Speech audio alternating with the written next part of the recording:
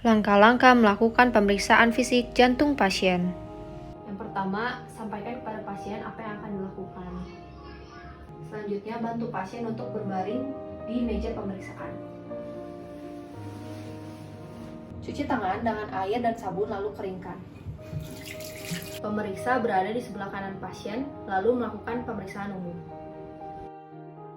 Pertama, posisikan pasien dengan nyaman, lalu tambahkan bantal pada kepala pasien agar otot sternocleidomastoideusnya berelaksasi. Setelah itu, elevasikan kepala dari tempat tidur agar membentuk sudut 30 derajat.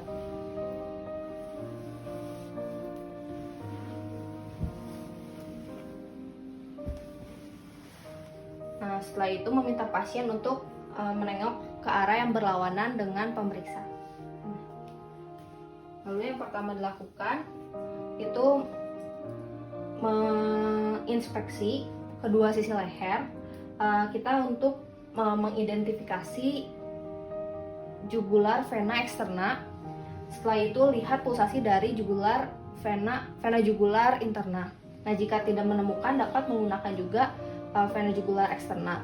Nah, selain itu dapat juga menaik turunkan kepala tempat tidur sampai menemukan titik osilasi dari pulsasi vena jugularis interna yang biasanya itu sekitar setengah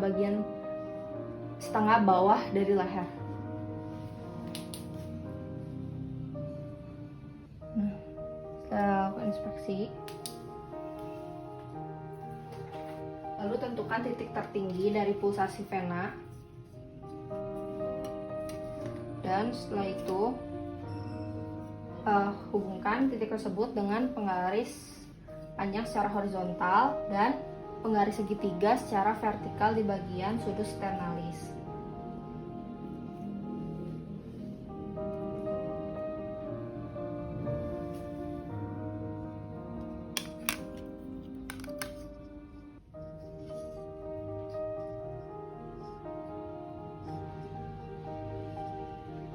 Nah, lalu ukur jarak vertikal dalam sentimeter, mengukur jarak titik perpotongan antara penggaris yang horizontal dengan penggaris yang vertikal. Nah, biasanya sudut sternalis itu berada 5 cm di atas atrium kanan. Jarak yang didapat nanti itu merupakan hasil dari tekanan vena jugularis. Yang pertama, posisikan kepala pasien membentuk sudut elevasi sekitar 30 derajat.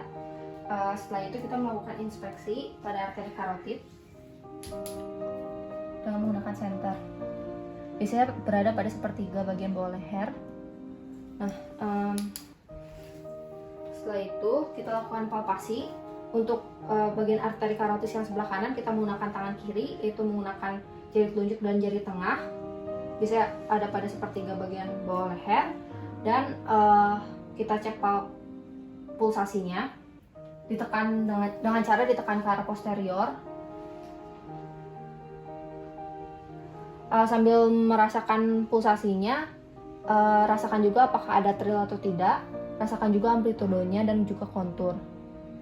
Untuk arteri karotis yang sebelah kanan menggunakan arteri karotis yang sebelah kiri menggunakan tangan sebelah kanan.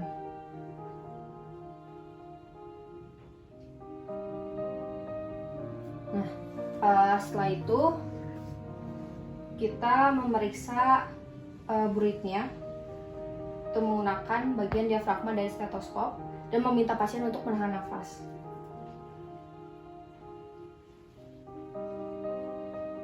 Letakkan stetoskop pada arteri karotis.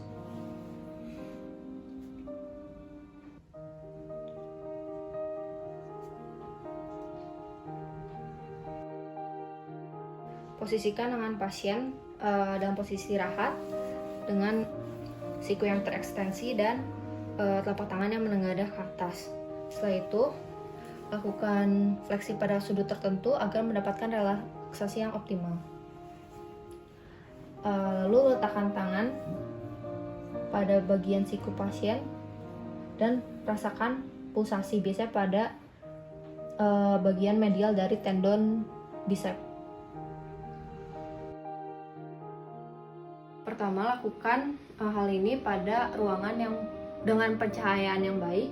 Lalu posisikan pasien dengan posisi supine dengan 30 derajat sudut elevasinya. Lalu tentukan lokasi titik impuls maksimum, biasanya pada sela iga 4 dan 5. Untuk palpasi, gunakan bantalan jari untuk menentukan titik impuls maksimum. Impuls ventrikel mungkin dapat menyebabkan jari terangkat, dan periksa juga trill dengan menekan pangkal telapak tangan secara kuat pada dada pasien. Untuk ventrikel kiri, tentukan titik impuls maksimum pada posisi terlentang. Jika gagal, maka tentukan titik impuls maksimum dengan memposisikan pasien pada posisi lateral dekubitus kiri.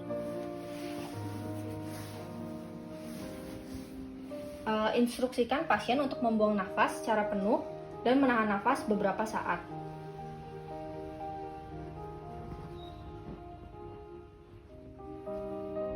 Ketika menilai pasien wanita, sisihkan payudara kiri ke atas atau lateral, kemudian nilai lokasi dan amplitudo dari titik impuls maksimum.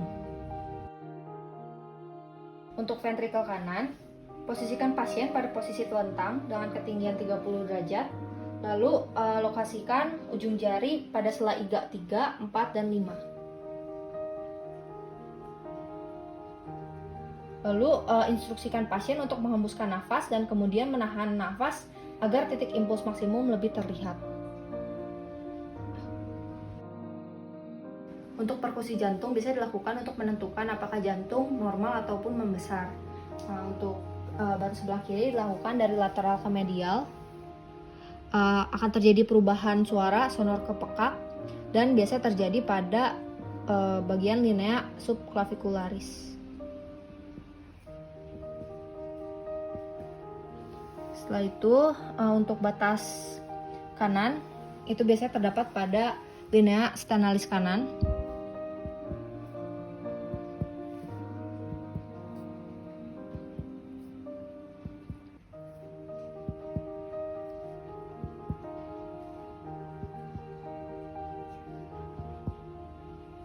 Untuk batas atas biasanya terdapat pada sela iga kedua.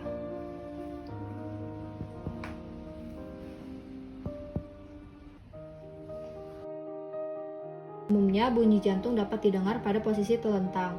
Untuk area katup aorta berada di atas iga kedua kanan dan sela iga kedua pada linea parasternalis. Untuk area katup pulmoner berada di sela iga 2 linea parasternalis kiri.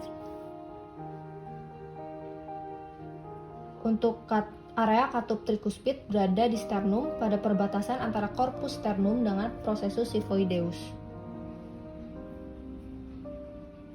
Untuk area katup mitral berada di sela iga kelima pada linea midclavicularis kiri.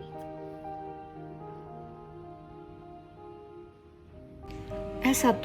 Bunyi jantung S1 umumnya memiliki frekuensi medium hingga tinggi. Bunyi S1 diauskultasi menggunakan bagian diafragma stetoskop secara simultan dengan palpasi pada karotis atau apeks kardiak. Bunyi S1 memiliki dua komponen, satu karena penutupan katup mitral dan yang lainnya karena penutupan katup trikuspid. Normalnya kita tidak dapat membedakan kedua komponen tersebut. Bunyi jantung pertama lebih dalam dan panjang dibandingkan dengan bunyi jantung kedua. S2. Bunyi jantung S2 memiliki frekuensi tinggi dengan durasi rata-rata 0,11 detik. S2 juga memiliki dua komponen, satu karena penutupan katup aorta dan yang lainnya katup pulmonal, di mana komponen aorta mendahului komponen pulmonal. S3. Bunyi jantung S3 merupakan bunyi mid-diastolik berfrekuensi rendah yang terjadi ketika fase cepat pengisian ventrikel. Bunyi S3 paling baik didengar menggunakan bagian bel dari stetoskop yang ditempatkan di bagian apeks jantung dan lebih jelas terdengar pada posisi lateral kiri. S4. Bunyi jantung S4 merupakan bunyi dengan frekuensi rendah yang terdengar pada akhir fase diastolik atau fase presistolik saat kontraksi atrium. Bunyi jantung S4 paling baik didengar menggunakan bagian bel dari stetoskop yang diletakkan pada apeks jantung. Pemeriksaan murmur kardiak. Ketika murmur terdengar, identifikasi yang pertama waktu, apakah murmur sistolik atau diastolik? Murmur sistolik terdengar di antara bunyi jantung S1 dan S2. Murmur diastolik terdengar di antara bunyi jantung S2 dan S1. Murmur kontinu dimulai saat fase sistolik dengan puncak dekat bunyi jantung S2 dan terus berlanjut pada fase diastolik. Palpasi denyut karotis ketika dengar murmur, dan murmur yang bertepatan dengan gerakan naik karotis merupakan murmur sistolik. Bentuk murmur ditentukan dari intensitas murmur dari waktu ke waktu. Lokasi intensitas maksimum. Cari lokasi dengan mengeksplor area di mana murmur terdengar. Jelaskan di mana murmur terdengar paling baik dalam hal sela iga dan hubungannya dengan linea sternalis, apex, midsternal, midclavicularis, atau axillaris. Murmur lebih keras pada basal biasanya aorta, dan untuk murmur yang lebih keras pada apex biasanya mitral. Radiasi atau transmisi dari titik impuls maksimal. Intensitas murmur sistolik memiliki 6 derajat sebagai berikut.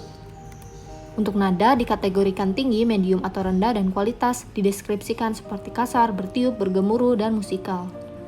Beberapa karakteristik yang berguna pada murmur dan bunyi jantung termasuk variasi respirasi, posisi pasien, dan manuver spesial lainnya untuk membantu membedakan prolaps katup mitral dan kardiomiopati hipertrofik dengan penyakit aorta dan katup mitral lainnya.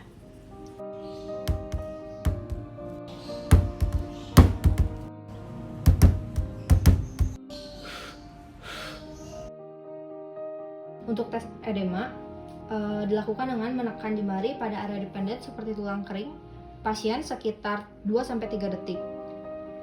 Jika edema piting ada, maka jari akan tenggelam ke dalam jaringan dan ketika dilepaskan, bekas jari akan tetap ada.